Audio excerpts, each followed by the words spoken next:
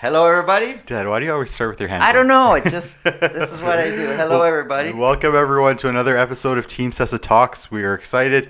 Again, we're always excited for these episodes, but we have a special guest with us here. It's Mark Dellamattia. Mark Dellamattia. Mark Dellamattia is a home inspector. What's exciting is that we get to get people on record. It's one thing when we talk in private, but That's true. when you get them on record and we can send it out to the masses. It's a bit of a different story, eh?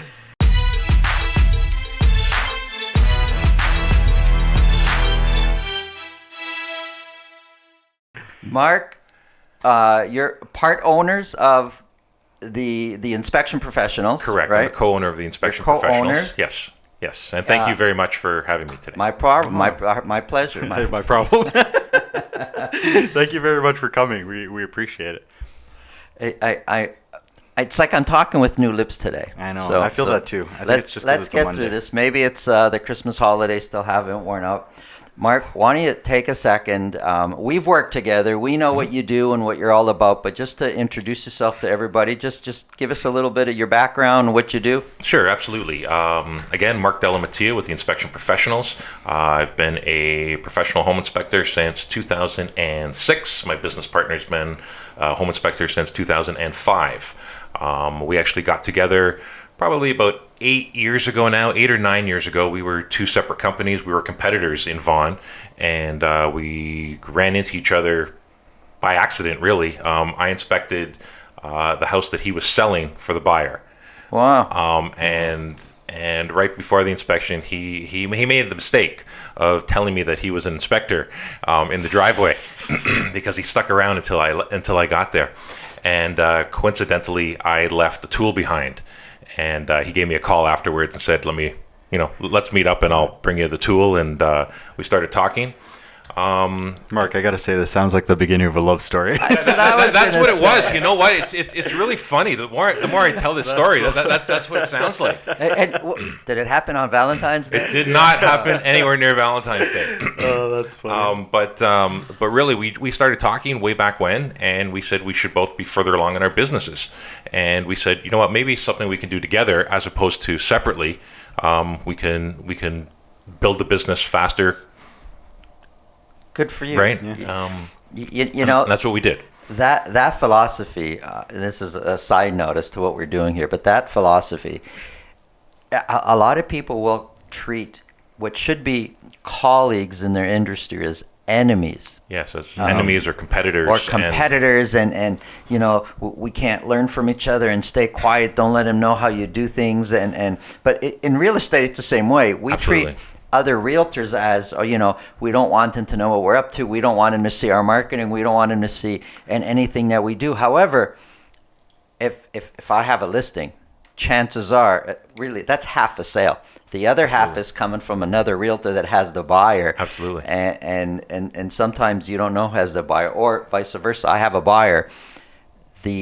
The home that's going to be sold is going to be listed with another realtor somewhere, and it's a collaboration. So it's great that you guys got together like that. Well, your business is doing fantastic. Business now. is doing great, and we're growing. So we're happy with that. We're definitely happy with that. Yeah. Can we take a second and talk about these here? Because these look like really cool awards you got here. Well, sure. He was telling me about awards, and I was like, nah, I don't believe you. And he needed to bring proof. So I don't carry these around with me regularly. I pulled them off my wall for this today. All right. So this first one here, this is just my certified master inspector designation. Can I just hold it up? Yeah. I don't know right what there. to do here. Okay. Let's get the cameraman just to zoom in. Thank you. And that one there is just issued from the Master Inspector Certification Board. There's prerequisites that inspectors need to do to achieve that. I've had that for about 10 years now, and it's the highest designation in our industry. Well, I was going to say master inspector. Yes. Master just sounds like right at the top. Absolutely. I'm just going to pat myself on the back there. Absolutely it is. And that's what it's for. That's partially what it's for. That's awesome. And the other one? That's awesome. And the other one here, this was last year. This was 2019. We won the Consumer's Choice Award for Best Inspection Company in York Region. Look at that. Eh? Fantastic. Congratulations. That's a nice one. Thank Yeah, you very much. congratulations. This year, so there's no real awards in home inspections as there are in real estate offices and whatnot, that the regular awards. So when we got a call from Consumers Choice telling us that we won this, we were thinking it was a scam. We're like, okay, what is this scam? We got to do some research, and we did our research, we did our due diligence, and we said, wow, this is a real thing. So this was the Good for first. you. This was the first time they broke down areas, and I guess took York Region as a separate entity, and we were the first winner of it. That's awesome. Good for you. And quite honestly, tomorrow we're going to a luncheon because we've already been told that we won the 2020 Consumers Choice Award as well. So we are a two-time winner. We're only just into January. Well, they do it at the beginning of the year as opposed to the end of the year. Got for it. you can use it for the whole year. The That's the whole He's idea. the master inspector. He's the always going master. to win this. Your wife runs Consumers Choice, or Yeah, she's the owner of the company. No, absolutely. congratulations. Not. Thank you very We're much. having fun here, but sincerely, Absolutely. congratulations. Thank you. That's Thank Good you. for you. Thank Good for you. So let's get into home inspections. Sure. That's why we're here. We want to talk about the good, the bad, the ugly. If anyone, whether you're buying or selling, whether you know someone who's buying and selling, inevitably the word home inspection comes into the conversation at some point. Absolutely. So what does a typical home inspection cost? For let's just say 2,500 square foot home, finished basement. What does a typical home inspection cost? Sure. So home inspections costs typically vary. So they're going to vary depending on who you're going to get to do the home inspection. So if you're going to get somebody who just graduated from a school, quite honestly, the only thing that they can offer is price as an incentive. Right. So you're going to find something as low as, sometimes you're going to find it low as $299, and anything as far as we're concerned, anything under the $400 range, you're getting a newbie inspector, somebody who does it part time, somebody who may not be insured, somebody who's doing it on weekends. Right. Typically for us, you're looking at $425 to $475, depending on some other features. Okay. Okay. And I found, and I've dealt with many different home inspectors. I obviously refer so I refer to home inspectors normally just because of liability. That's what they tell us.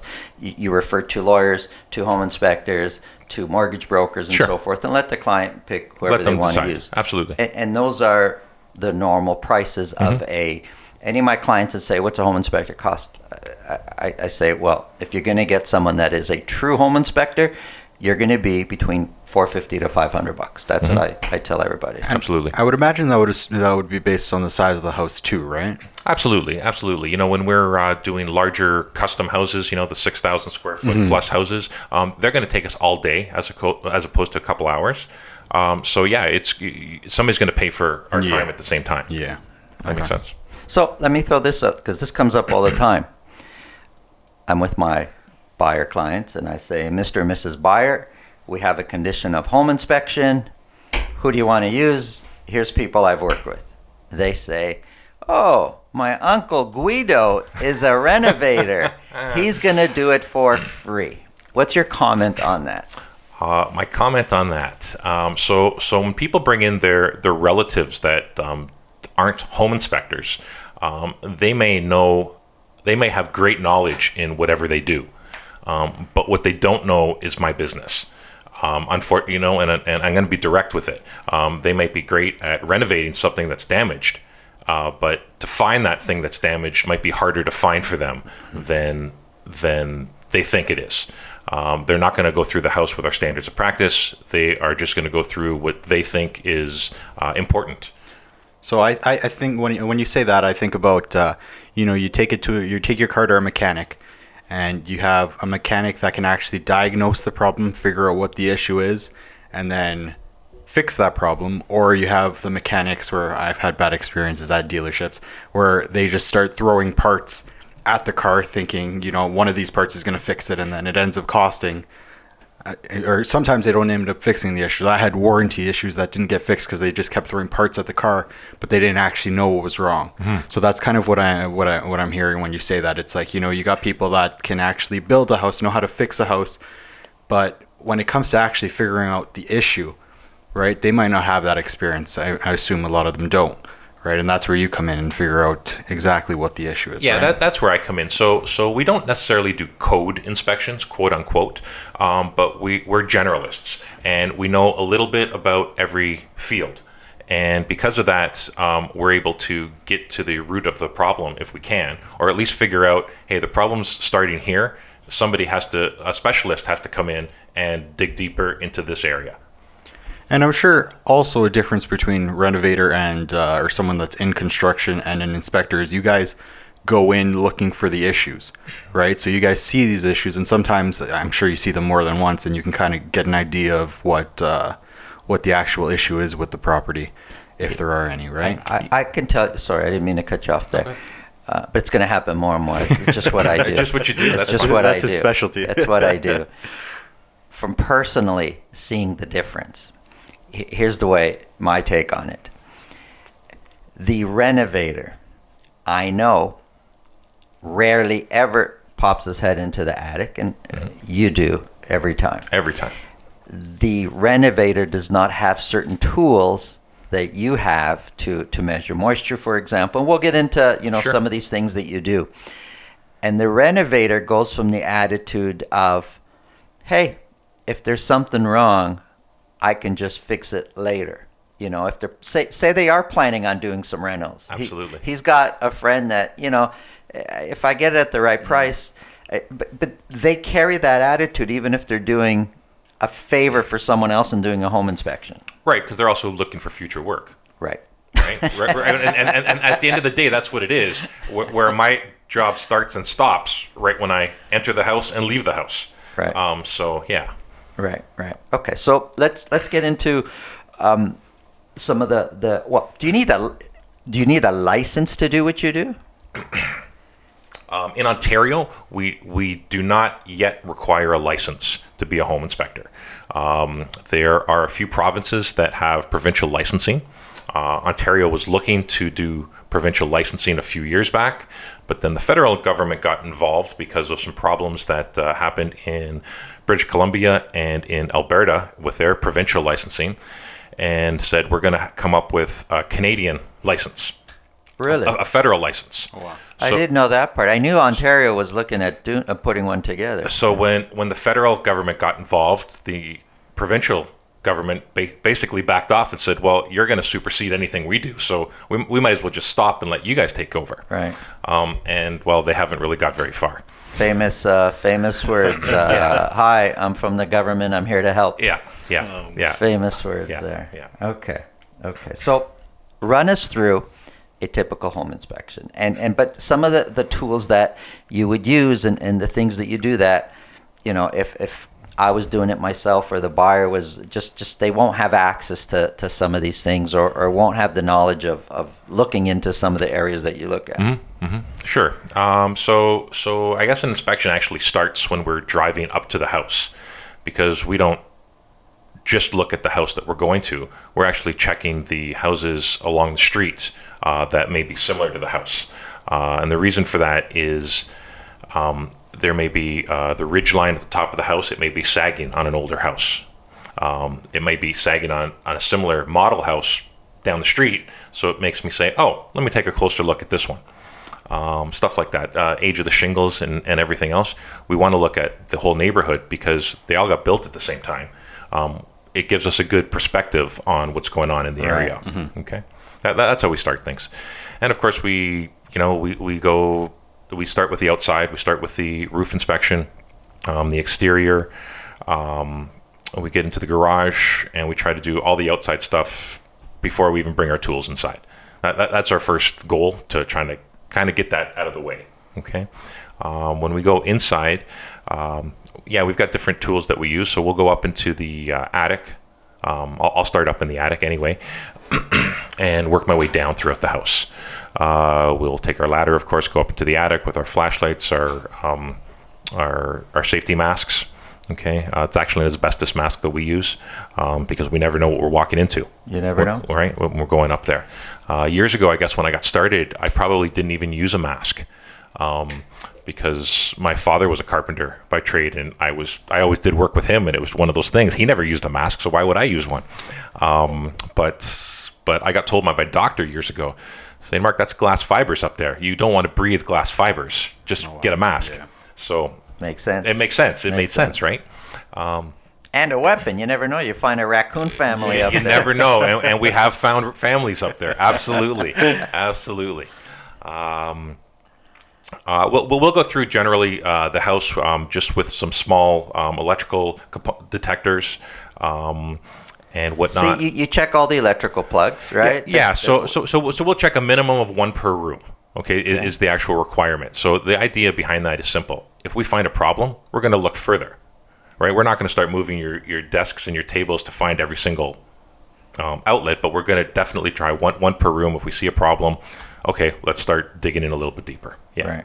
And that's something that your cousin, your uncle, the renovator, I know they don't do. They're not gonna do I've that. never seen them do that. Yeah. They don't even, you got this little tool that you plug in. Anybody could buy it, but they don't have it. They don't use it. No, and quite honestly, it's not an expensive tool, but it gives us all the information that we need by plugging it in. Yeah. Right. Yeah. And that's right. that's a costly fix too if you have to fix something like that. So that's Well, something you definitely want. maybe yes, maybe no, but it could be dangerous. Could be. Right, If right. it, It's for the safety aspect more than anything else. It's for us. It's not about the cost of repairs. For us, it's like, is this safe or is it not safe? And let's make sure it's going to be safe for you. and to let the buyer or seller, because sellers can also do their home inspection, and it's not necessarily a buyer thing. Absolutely. But it's to make them aware, and Yes. then the buyer and seller can make an informed decision based on your report. Absolutely. Okay. So yeah, on that point, if I can change subject slightly, Go ahead. Listing inspections have become more and more popular over the last few years. Especially, I guess they started downtown in Toronto in the core and working their way north. Just a couple of weeks ago, I did 2 other listing inspections just in Maple, and they're preparing the house for sale. They wanted to fix everything that was going on the house. Yeah. Or at least the stuff that they could fix, and have a clean slate going forward. If you're selling, you almost got to know that offers are going to come in with an inspection condition. Yeah. So if you could know ahead of time, it helps you. But sellers are also looking for offers without inspections. Of course they are. So this helps on both ends of it. Right. So if you have a listing inspection, especially in today's market, I guess when inventory is low, you can offer that to all your clients and say, here, listen, we've had the inspection. It's been done by this company. It's a professional report, and move on. Yeah. And looking for those multiple offers and lack of, or sorry, waiving conditions. Excuse me. In the other sense, it's people that say, you know what, I want to get the most for the house, and I want to correct whatever's wrong with it, and move on from there. Right. Right. But the whole idea of the listing inspection is, listen, it's on paper here. You're seeing it before you put your first offer in, and don't bring any of this stuff up because I'm letting you know beforehand. Right? I'm letting you know the roof is 15 years old. Don't bring it up that you want $5,000 off the roof later. Right. So it helps in negotiations, even if they bring in their own inspector. For sure. And a lot will do, but Of you're course they right. will. It puts everything out there. We've had it inspected by a third party. It's a professional inspection, and they can call you if they have questions and go from there. Absolutely. Okay. Absolutely. So you check the electrical. We checked all the plumbing, of course. So we're from flushing toilets to shaking the toilet to make sure that it's stable because it's always loose. All the faucets, the drains, making sure there's no leaks anywhere. We run the tub, we run that stuff. We leave it running for a good 10 minutes because when we come downstairs, that way we can look up on the ceiling and see if there's any leaks. Right. Right? Sometimes it takes a while for water to seep through. So we'll do that. We'll do that on the main floor as well. We'll head down to the basement. When we get to the basement, that's when we do most of our work, besides in the attic, I'm going to say. And that's when we'll take our moisture meters and we'll do them on the exterior walls. Moisture meter. Yes. Nobody walks around with a moisture meter. Nobody walks around with a moisture meter. That's definitely true. And it's funny because that's what everybody asks about. the basement? How's the foundation? And buyers that know nothing about nothing, that Yes. are first-time buyers that just have never owned, they still, what's going on with the foundation? What's going on? They still ask about the foundation. They know enough. If that's the only thing they know, Yep. they know about the foundation wall. Yet when they don't do a proper inspection, or they get, I'm making fun of Uncle Guido here, but he doesn't have a moisture meter. No, he doesn't have a moisture meter. He doesn't have a thermal image camera. Right. So sometimes people upgrade to the thermal image scan, so we do that throughout the entire house on the exterior walls. That helps us identify if there's missing insulation. Simply, it helps us identify if there's moisture coming through the basement walls. It doesn't tell us that, hey, there's water here. It tells us that there's a different temperature of something going on in this area, so we can look at it further. Right. Right? Because it's not something we can see off the naked eye. We'll get into the electrical panel. Again, we're not sticking our fingers in there, but we've got instruments that we can put in there if we need to touch anything. And we'll be able to see how things are wired and see if there's too much wiring going on, if there's, if Joe Handyman did some work here, or if it was a licensed electrician. We can usually see that right from the site. Right, and we see that often with finished basements. Absolutely. They'll tell you, yeah, it's finished. You and I later will talk about a story of an inspection that you did Sure. at a house that my client was buying, and we'll get into that in a little while. But All right. but we see that all the time. The Yeah. client will say the basement's finished, and behind the scenes, it wasn't done professionally. It's funny. When we got in our training in our school that I went to, one of the schools that I went to for it, they told us, they said, yeah, anytime you've seen a listing that it says professionally finished basement, you got to look closer because it wasn't professionally done. So, yeah. It's true. Yeah. It's true. Yeah. It's true. Okay. Is there any other part of the home inspection you want to talk about? No, I mean, we'll go through everything else. We'll go through the furnace and whatnot. We'll go through the structure of the house in the basement if we can, as long as it's all opened and not finished. And it takes a couple hours to go through the house, and depending on what we run into. So the more we run into, the deeper we dig. So it might stretch the time out even longer. Question for you. Yeah. Is it important to get inspections on condos if you're purchasing a condo? You know what? When somebody's buying a property of any type, whether it's a house or a condo, at the end of the day, it's going to be their largest purchase, right? Should they have an inspection? They should have an inspection. Just because there's a condo corp, it doesn't mean that they really do anything inside the unit itself. Absolutely, they should have a condo inspection. Now, a condo inspection itself doesn't last the same type of timelines as a house would be. Yeah. Okay. Well, there's no foundation. There's no foundation. There's no attic. There's no other rooms. At the end of the day, we will get through a condo, a decent sized 2-bedroom condo, in 30 minutes. Two-bedroom condo nowadays, it's about 300 square feet, right? Yeah. Well, that's the idea. So when people ask me, how long is it going to take? And It's about the size of this room. And I tell them, I'll be there 30 minutes and I'll be out after 30 minutes. And that includes the conversation I have with the problems I find. Because, there's 2 bathrooms, there's a kitchen, and there's not that much to see. And all the windows, of course, in the balcony. But There's the heating and AC unit you go through, yeah, right? absolutely. The electrical panel, we'll still go through all that stuff. But it's on such a smaller scale, it's just that much quicker to go through. For sure. And it's not that we're rushing, it's just that it's just the less. size of the place. Yeah. And another question that might be dumb, but pre-construction, if you're buying a new property.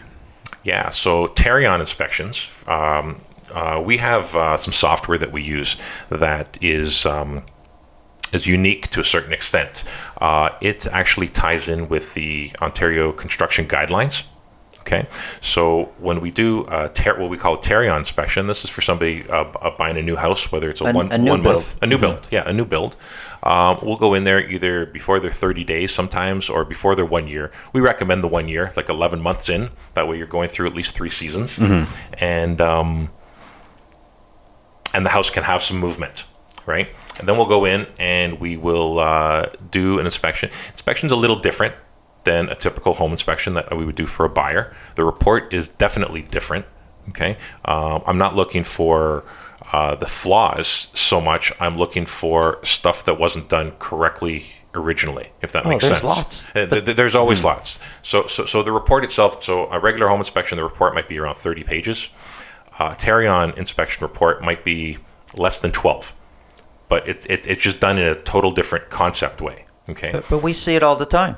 We see it all the time out there, and you can't help it. A lot of these subdivision homes are, it's like a factory, and the trades are sometimes stepping over each other. Absolutely. And it's not that, I mean, 99% of them will be perfect, but there's the one that the insulation wasn't put in over the garage and the bedroom upstairs is frozen, and for example, Yeah. or There's always something, I did a Tarion inspection in January, actually, for a client.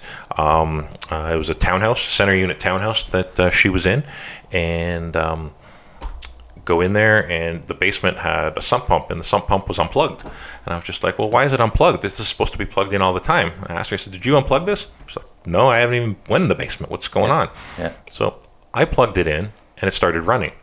But there was no water in the pit, because it's the middle of the winter, right? So it's not defrosting outside.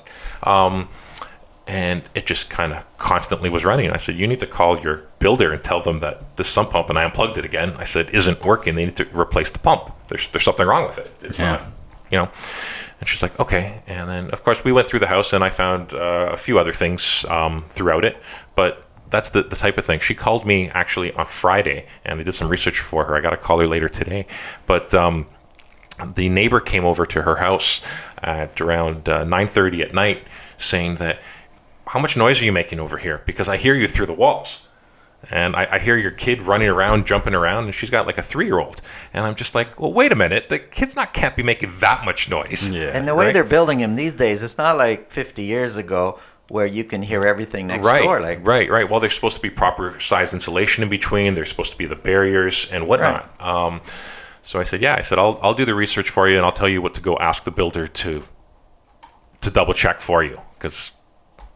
And that's important, because I don't think I feel like when people buy new builds, it's they just rely on the builder, and it's just we have the Tarion warranty, which they think is their saving grace if anything happens, and it's but it's still important to have an inspector come out just for the peace of mind that they'll find. You might see a crack in your sink or something like that, but there's stuff that you'll find that they might not necessarily be looking for when they do their pre-purchase inspection or whatever this it is, lady right? at the townhouse he's talking about would never have figured out the sump pump thing. And, No. And it No. could be summer, and she could have had a flood, or in our Absolutely. spring when everything melts. Absolutely. She would not have realized what was No, going on. Never figured that. Well, that's news to me, because I didn't even think an inspection would be important for a new build. But now that I think about it, talking about this, it does make sense. Everybody has, and this is not a knock on builders or anything. No, It's no, just, no. they hire people, humans, to do work, and sometimes people forget or That's right. slip and, or. and at the end of the day, I think most builders just have subcontractors that do various things, Yeah. and subs after subs after subs, and Not a knock on the subs either. but it's not a people knock make- on them. people But, make but, mistakes. but what I'm saying is that sometimes they just don't get reviewed at the right stages. Yeah. And then they move into another job, another contractor. But everybody has stories or knows of taking a brand new car off a lot, and it breaks down in a few days. Mom And had that issue. Mom had that issue. It's brand new. You figure it's got to be perfect. gotta be but perfect, yeah. Mistakes happen, and you Absolutely. deal with it. I was a couple of years ago. I'll tell you one other story here. I was doing another Tarion inspection, and the beam, the I-beam of the house, wasn't resting on the concrete post where it was supposed to. This is what holds the house This up. is what holds the house up. It was about 2 feet off, and somebody put a post that they just screwed into the ground onto the floor to support it. And I kind of looked over at the other end of the post, and there's a big X marks the spot 2 feet over from where it was. I'm like, well, that's where it was supposed to be. And I was having dinner with a builder actually at a party, so I asked them about it, and it wasn't their build, but I asked him about it. He started laughing at me, and I said, well, what's the problem? Why are you laughing? He said, because it's not the builder's responsibility at that point. I said, what do you mean? He says, the city signs off on all our stuff. Wow. So if that's a safety aspect, that's the city that's got to fit the bill for it. He goes, it's not us. And it was just one of those things that people don't think that everybody has somebody that covers their butts, basically. And that's so obvious, though. The beam where the house rests on. Yep. And I can see the inspector, and they've got 1,000 homes in that subdivision. Absolutely. And it's like Wow. you're at a dealership, and I want to buy that car. Who goes and tries that the nuts on the wheels are tightened? Yeah, your You salesperson's not doing that. You assume Yeah. that the wheel is on, That's the right. bolt is It's done. tightened, Yeah. but it might not be. Wow. That's crazy. Wow, Yeah. we're getting into some of these crazy stories. It happens. Yeah. This It is happens. well. I want to get into this. This is what Yeah, I I want know, to this is talk exciting. about. Okay, so let's talk about what happens if you find when you obviously find things that are wrong. Like what's the procedure? Like I know you're not ripping the wall apart to fix it. So what happens if you find something wrong? What's your responsibility? How do you deal with this? Sure. So our responsibility as an inspector is to identify the problem and report on it, document it, and say there's something wrong here. We don't have to get totally specific on how to repair it. We have to tell you that there's a problem here. You need to have it repaired. Okay. Some new inspectors will find that will try to give you everything that they possibly can, all their knowledge, and tell you, if their piece of wood is damaged, you have to sand it, you have to prime it, you have to paint it, you have to caulk it. Yeah. We don't have to get into that with our clients. We have to tell them it's damaged, it needs to be repaired. Yeah. And that really should be the end of it. I agree. Take a picture of it, show them what it, identify it, and move on from there. They can be stuff that's health hazards, such as mold in an attic. It could be electrical concerns, which are safety issues. Water is always an issue because water damage just causes so much pain for everybody, right? Whether you have a leak from a roof or you have a leak from under a sink, because water just goes down, so it's just going to keep damaging whatever's underneath it. You're trained to also look for cover-ups. I've seen that before. Like, somebody might have had or currently is having water issues, and Yep. they paint over They the paint stain. over it. They paint over and Yeah. So it's how we use our tools too. So it's not just, hey, I have a flashlight, I can walk around with a flashlight.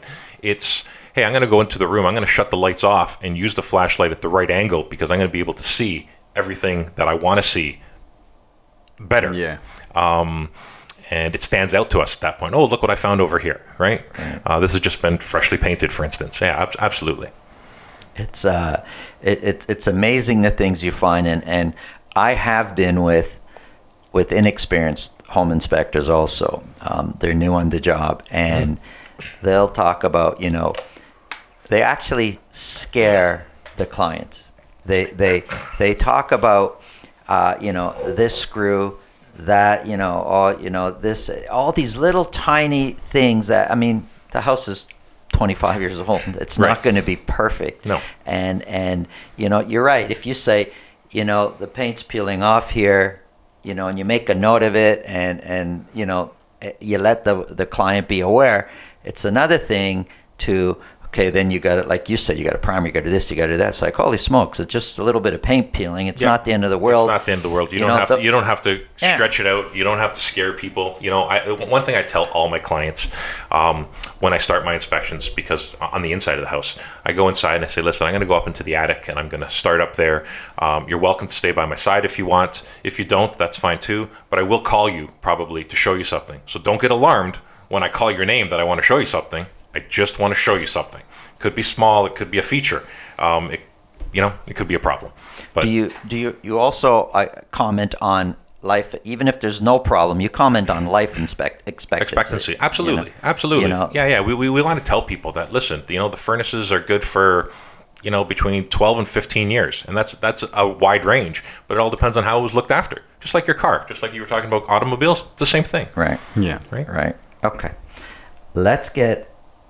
So before we get into the crazy story, what advice would you be giving somebody that's either wanting to get into the field of home inspection or someone that recently got into the field and is running their own business now? Sure. a good question, So those new inspectors that are getting into the field, they shouldn't reinvent the wheel. So I say this because of two reasons. Number one, we offer field training for new inspectors. So do we train our competition? Yeah, indirectly we do. Sounds like it, yeah. Okay, but we feel it's the right thing to do because we want the industry itself to exceed.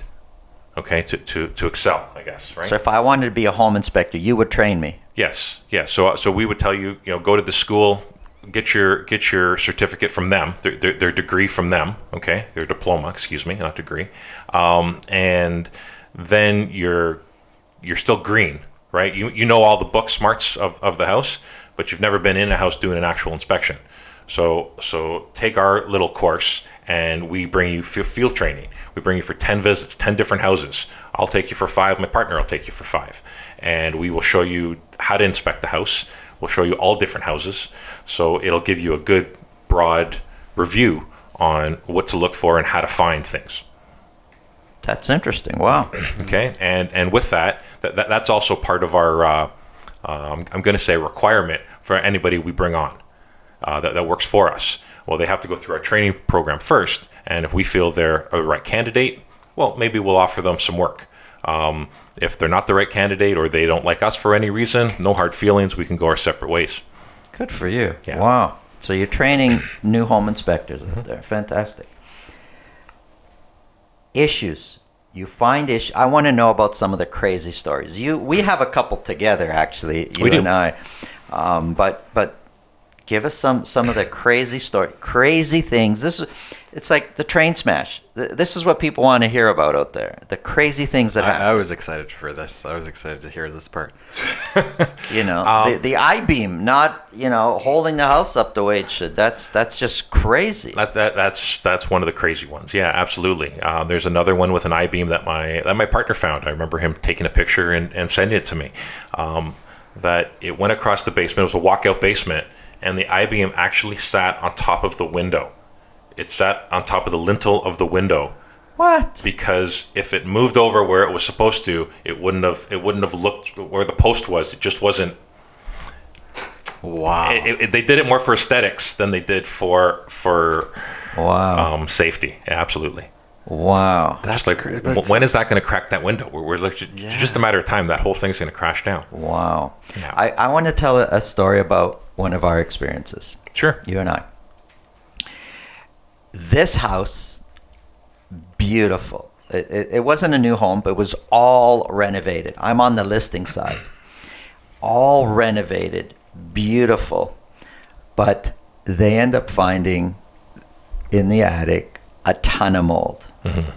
And when you test it, like the fans in the bathroom, you turn it on, it made They sound. made a lot of noise. It made sound. The fan is obviously working. Where can the mold be? But on further inspection, it's like you said, the fan is making noise, but there's really no suction. So for years, they turn a fan on when they go into the bathroom. Now, the whole home was renovated top to bottom, but the attic had a ton of mold, and we had sold it. Then the mold was found out, and then you came in, let us know what the problem was, and then it had to be fixed. And those first buyers pulled out of the deal because of that. Oh, really? Okay. Yeah. Okay. Yeah. We had to resell it. Now, It scares people. if the inspection, if you were in there before we listed it, Yes.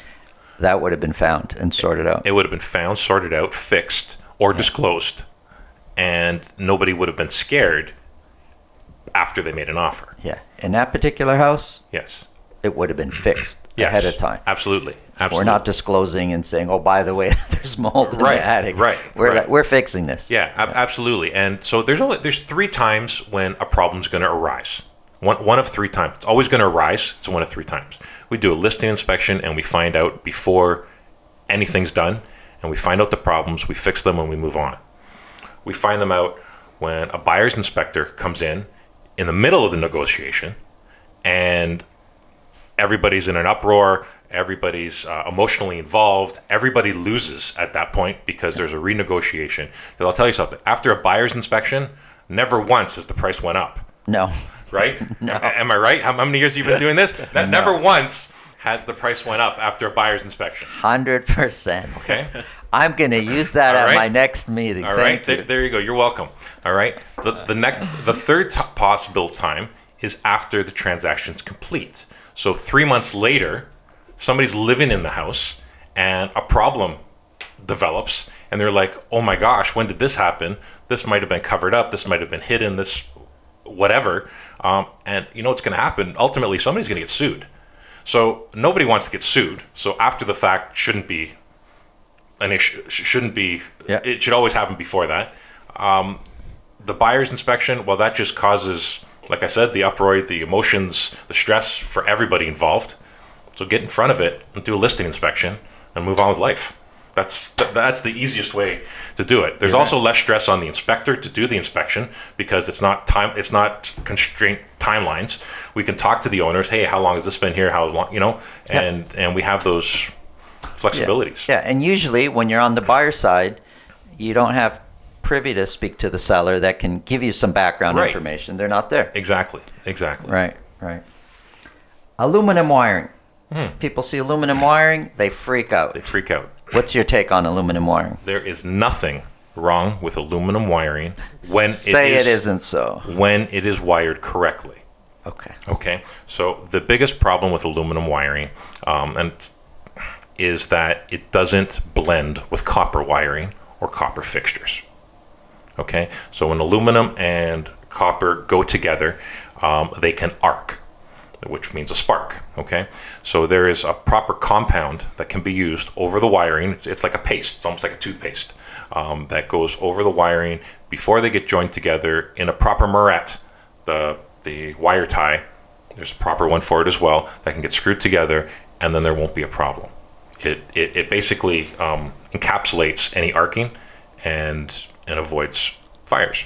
So you don't need to replace all the wiring in the house? You do not. So the difference is if you have an aluminum wired house and you go to your local hardware store and the big bins at the bottom, they're for copper wiring. They're, $1 each for a plug or $1 each for a switch. Well, the ones at the top shelf that are $5-6 each, they're the ones for aluminum wiring. Okay. And Uncle Guido, when he's doing some repairs, he's going to buy $5, $1. Yeah. He's buying the $1. He's buying the $1 stuff. Right. Absolutely. So and know if what you're getting installing into. A light fixture, there's potential there too. That's why I said about the paste and stuff. Right. So it should all be all should be done properly by a licensed electrician, as far as I'm concerned. At a decent licensed electrician is going to charge you $50 an hour for labor, and you're going to get his value. So plus it's amazing how many people screw around with electricity. It's amazing how they just don't. It's behind your walls. You can't see it. Right. But they'll you want to be handy.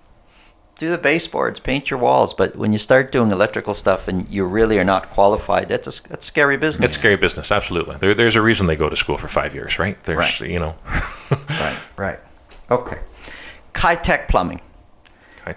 This is coming up more and more, and unfortunately, the people that run into issues, the buyers or sellers that run into issue with high-tech plumbing, they're hearing about it for the first time. High-tech plumbing.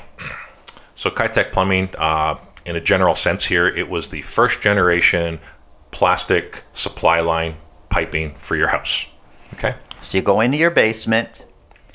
You got copper wires, the old ones. You got pipes. Copper pipes. You've got plastic pipes. Yes. The hard. The Kitec is the softer one. So Kitec was the first generation. It stopped in. You're going to make me stretch my brain here. I believe 2005. Approximately, we'll say. Approximately, thank you. Was when they were supposed to stop the Kitec manufacturing of it. Okay. So what it was originally, it was in 3 pieces. It had the piece of plastic, it had a strip of aluminum, and then a piece of plastic around it again. Okay. That was where it joins? That was around the whole. Oh, okay. The whole cylinder, and when it joined into other components, that aluminum somehow it touched and affected things, and it bubbled out. Okay, and it exploded. It popped. That was one problem. I've also seen other ones that the pipe itself. The pipe, the plumbing. The water going through your home. Supply lines, yes, that are behind the walls. Yes. Are bursting. Correct. That's the scary part. Now, however, there was a class action lawsuit against the manufacturer. That class action lawsuit ended last month. January of 2020 was the last time that anybody could register their house against the Kitec lawsuit. Wow. Lawsuit. Okay. So does that mean it's a non-issue? Kind of. It's one of those gray areas. So plumbers say that if you haven't had a problem up till now, you probably won't. But you should be still aware of what's going on. With that said, one more thing further. As a home inspector, we're not obligated to tell you that it's Kitech plumbing. Really? It's not in our standards. It has nothing to do with us because a manufacturer did something wrong, or not did something wrong, but made something that was inferior. Now we will look for it all the time because we think it's so important, right? When you've been in business this long, you're going to do your best for your clients. But no, it's not our responsibility. Our responsibility is to identify that it's plastic or copper supply lines. Wow. Now, how many homes are built with Kitech plumbing? In Ontario, there's thousands of homes built with Kitech plumbing. At one stage, during the years, all of them, like there was So from across North America, from the millions from the late 90s to the mid to 2005 2006 in that area. So that's a wide span, right? There was about a 7-year hundreds span of thousands of Absolutely. homes. Yes. Wow. And condos. And condos, absolutely, and condos, the high rises, absolutely. Condos. This is my experience with Kitech is not in homes. It's been in condos, and I've had several. Okay. I've had, you'll see it on listings. Kitech plumbing has been replaced in that condo. It'll Yep. say that. So somebody paid for all the plumbing to be done. Yep. I've had, we sold the condo last summer, and there was Kitech, and the repair was being done between when it was sold and closing date. And it was the seller's responsibility. It cost them $7,000 Sure. to I believe do it. that. Absolutely. And it's when you get the status certificate review, it's in there that there's a special assessment for Kitech plumbing. It's a major issue. Absolutely. It's a major Absolutely. issue, but it can be fixed. It can be fixed like anything else. It's not the end of the world. No. It can be fixed, but it's something people need to be aware of. They need to be aware of. There's a cost associated with it, and you move on with life. That's just the way it is, Right. unfortunately, for those houses. Yeah. So Kitech itself, the name Kitech, that was the original manufacturer's name. They've put that plumbing out in about a dozen different brand names, if that makes sense. So if it doesn't say Kitech, there's a chance that it could still be Kitech. Absolutely. Yes, I've only seen very few that have actually said Kitech, but like I said, there's a dozen names, and we used to basically pull out our phone and look them up every time we were there because we couldn't remember them all, and and see, does this match? No, it doesn't match. We're good. Wow. Or it matches. We'll take a picture of it and let's move on. Wow. And Uncle Guido will probably have no clue as to what Kitech I plumbing feel is. really bad if there's a Guido watching this who's a renovator. Cause, I'm sure he's a nice we guy, haven't- we but maybe haven't- he shouldn't be doing We haven't inspections. done him any justice today. I have another story about us that's going to kind of talk about some crazy things that have happened. Sure. So we were on the buyer side. You were the inspector that my client chose to go in and do the home inspection. This was the townhouse. Yes. And they had a finished basement apartment in this townhouse. And during your inspection, you had said, there's something wonky going on here with the electrical system. And if we could relate it to going to a doctor, I guess the home inspection is like going in for your physical. And the doctor will generally check a few things. But if your family doctor then sees some issues, that's when they'll say, you need to go to this specialist, that specialist. We need to dig deeper as to what's going on here. Absolutely. And that's what you did. You said in your home inspection that there's something going on electrical. Well, that was during the 5-day conditional period. We don't have time now to bring in specialists and all sorts of stuff. So we signed it back saying, we'll take the house, but we amended saying that the sellers need to give us a certificate, an electrical safety certificate, saying that the electrical is the way it should be, which means a further inspection at their cost, which means if the repairs are not done, they're not going to get a certificate. So we want the final certificate. Right. That's the most professional way to do something like this in this case. Yeah. Yeah, absolutely. Yeah. Well, it ended up costing the sellers about $12,000 to do those repairs. Wow. And I was a little surprised that when we sent the amendment back saying, we're happy and we'll agree to firm up this transaction as long as 4 weeks before closing you produce an electrical safety certificate. And they right away said, okay, great. Their agent, for whatever reason, either skipped it or didn't explain to their clients truly what an electrical safety certificate was. And at the end of the story is that they ended up spending the sellers $12,000 to do these repairs. Wow. And Crazy. and it all started because of you. Well, it's your fault. It's my fault. Well, you know what? I'm glad. I'm glad that I was able to realize there was something going on with the electrical that wasn't proper, and that's really what I do. I couldn't diagnose everything that happened. Obviously, some professional electricians came in and did $12,000 worth of work. That's not what I'm there for. I'm there to tell you that there's something not right here. Let's dig in further. Well, you're looking at a purchase. It was close to $800,000 purchase.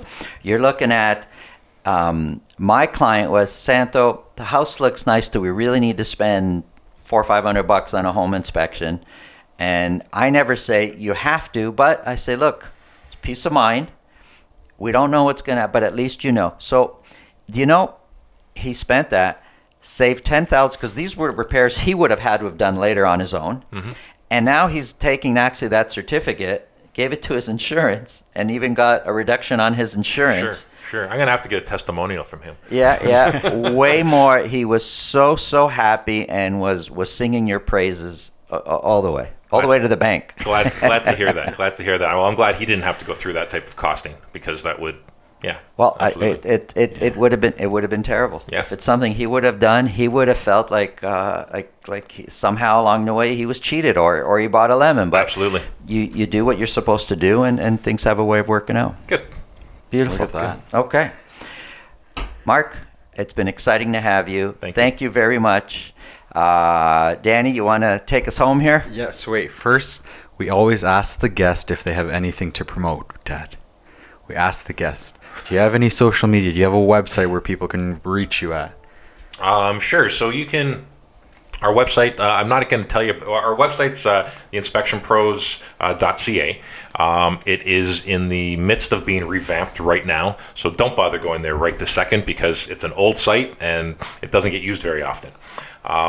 There is a Facebook page that I've developed that you put a lot of stuff on Facebook. I see. I do. A lot of your stories and situations. You know what? If you want to see funny stories, I always when I'm scrolling through my dad's Facebook feed, I see funny pictures that he posts of different things you find in houses and stuff like that. Right? Absolutely, strange things that we find. Whether they're comical or whether it's self-promoting stuff, but it's stuff that's real and it just kind of shocks you, and I think it's great. It's fun. It's entertaining. It's fun. It's entertaining. It's educational. Yeah. And that's something like this, right? That's what it's all about. Yeah. Perfect. So they just search the inspection professionals. You know what? They can search myself. They can search Mark Dellamattia.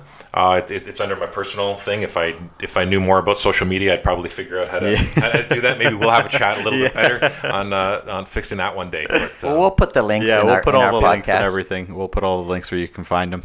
All right. Well, thank you. That was great. Thank you. Thank you, Mark. Yes. So if you want to share this podcast, you can find it on YouTube, Spotify, Apple Podcasts, Google Podcasts, and just about anywhere else you go to get your podcasts. And with that said, we are done and we will see you again soon. Have a great day, everybody. Ciao. Bye.